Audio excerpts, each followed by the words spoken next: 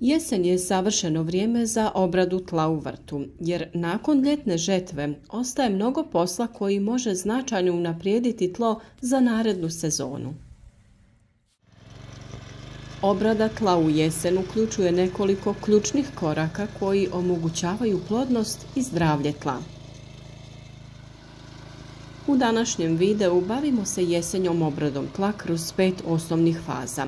Uklanjanje biljnih ostataka, obradu tla, dodavanje komposta ili glistinca, dodavanje vapna i koje biljke možete sijati u oktobru. Prvi korak u jesenjoj obradi tla je uklanjanje biljnih ostataka iz bašte. Nakon što su voće i povrće ubrani, ostaju biljni ostaci koji mogu postati plodno tlo za bolesti i štetnike. Uklanjanjem tih ostataka sprečavate širenje štetočina i bolesti koje bi mogle prezimiti u vašoj bašti i na proljeće izazvati jako velike probleme. Biljne ostatke kao što su stabljike, listovi i korijenje možete jednostavno iskoristiti kao osnovu za kompost.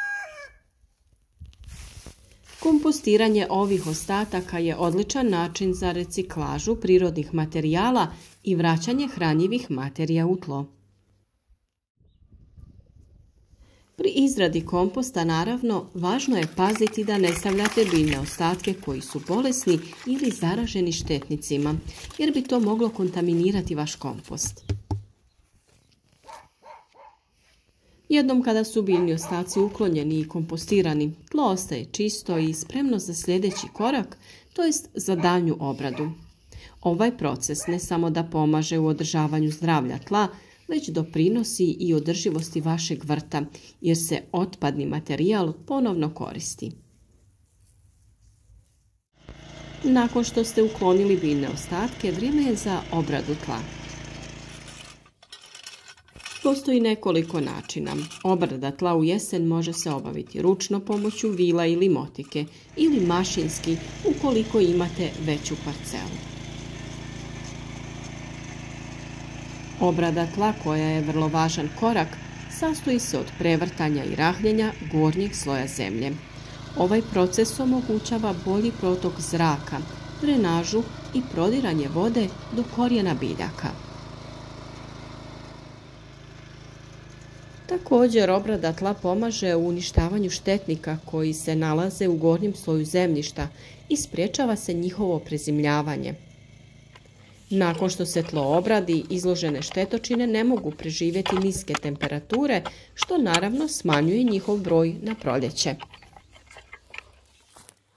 Jesenja obrada tla također omogućava bolju razgradnju organskih materijala u zemljištu. Naime, tokom zime mikroorganizmi u zemlji razlažu materijale i pretvaraju ih u korisne hranjive tvari koje će biljke moći iskoristiti u proljeće.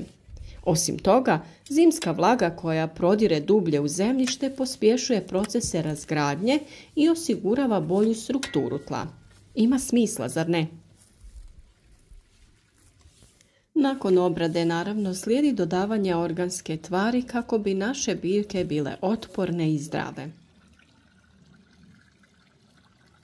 Kompost i glistinac su organska đubriva koja znatno poboljšavaju kvalitetu tla. Kompost je proizvod prirodnog procesa razgradnje organskih materijala. Bogat je hranjivim materijama kao što su dušik, fosfor i kalij. Glistinac s druge strane, koji je mnogima poznati kao vermikompost, je još bogatiji hranjivim tvarima jer ga stvaraju gliste koje razgrađuju organski materijal. Dodavanje ovakvih hranjiva, poput komposta ili glistinca u jesen, pomaže da tlo dobije potrebne hranjive tvari i poboljšava njegovu strukturu, što je vrlo važno. Tlo postaje rastresitije, zadržava više vlage i omogućava korijenu biljaka da lakše prodru i apsorbiraju hranjive tvari. Ove materije također pospješuju biološku aktivnost u zemljištu jer potiču razvoj korisnih mikroorganizama koji razgrađuju organsku materiju i oslobađaju hranjive tvari koje biljke mogu koristiti. Količina komposta ili glistinca koja se dodaje zavisi od stanja tla, ali općenito se preporučuje dodavanje sloja od 5 do 10 cm koji se nakon toga plitko unese u tlo. Sljedeće je dodavanje vapna u jesen, a to je još jedna važna praksa u obradi tla. Vapno se koristi za povećanje pH vrijednosti tla, što je ključno ako je vaše tlo kiselo ili iscrpljeno uzgojem biljaka. Kiselo tlo može ometati rast biljaka jer neke hranjive tvari postaju nedostupne korijenu biljke. Vapno neutralizira tu kiselost tla i omogućava biljkama bolji pristup hranjivim tvarima. Naime, kiselo tlo je često problem u područjima sa puno padavina, jer voda ispire hranjive tvari iz tla, posebno kalcij i magnezij. Vapnenac, koji se najčešće koristi kao izvor vapna, sadrži kalcij i magnezij, koji su neophodni za rast biljaka. Kalcij pomaže u strukturi ćelija biljaka i potiče rast korijena, dok magnezij pomaže u fotosintezi. Vjerovatno ste se tokom sezone uzgoja plodovitog povrća susreli sa vršnom truleži paradajza ili paprika, a znamo da je kalcij vrlo važan kako bi spriječili takvu vrstu oboljenja.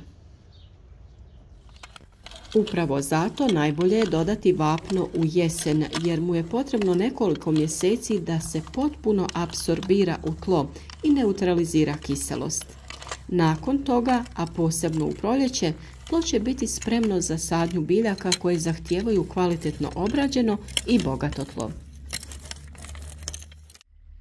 Kada smo lijepo pripremili tlo i ono je spremno za sjetvu i sadnju, sada možemo reći i koje biljke možemo da uzgajamo u oktobru, to jest tokom cijele zime.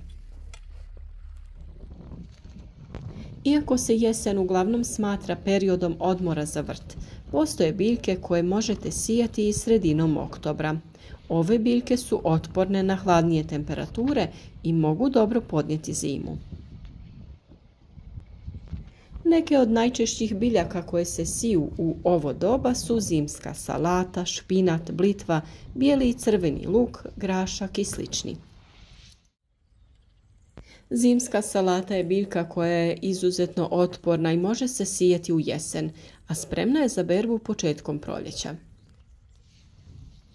Špinac se dobro razvija na nižim temperaturama i može prezimiti pod snijegom.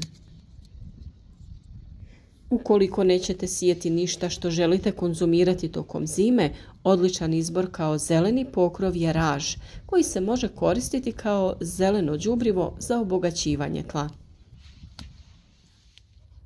Sada je vrijeme i za sadnju crvenog luka koji možemo u rano proljeće koristiti kao mladi luk ili ostaviti da potpuno dozrije.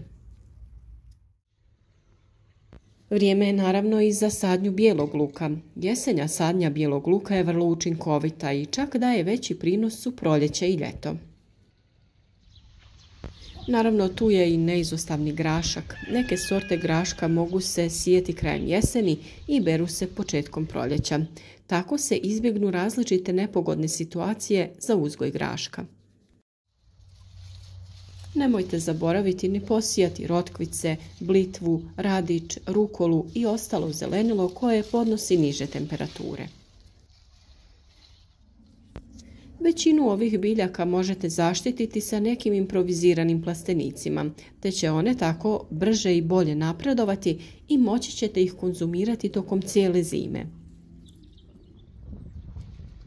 Mnogi vrtlari u svojim vrtovima siju čak i zimsku pšenicu i druge ozime kulture koje su pogodne za prezimljavanje i obogaćivanje tla u proljeće. Na kraju možemo zaključiti da je jesenja obrada tla ključni korak za pripremu vrta za jesenju sjetvu i sadnju, zimski uzgoj te ključno za narednu proljetnu sezonu. Uklanjanjem biljnih ostataka, obradom tla, dodavanjem komposta ili glistinca te vapna stvarate idealne uslove za proljetnu sjetvu i sadnju. Također, nadamo se da planirate da nastavite sjetvu tokom jeseni, jer postoji niz biljaka koje možete sijeti čak i u oktobru. Pravilna jesenja priprema tla pomaže vam da osigurate bogatu i zdravu berbu tokom cijele zime i naravno u narednoj godini. Mi se trudimo da za vas na vrijeme donesemo savjete vezane za sve poslove u vrtu i voćnjaku, pa se nadamo da ćete i u narednom periodu biti uz nas, jer dijelimo sve ključne korake kako bi i vi bili što uspješniji u ovom poslu.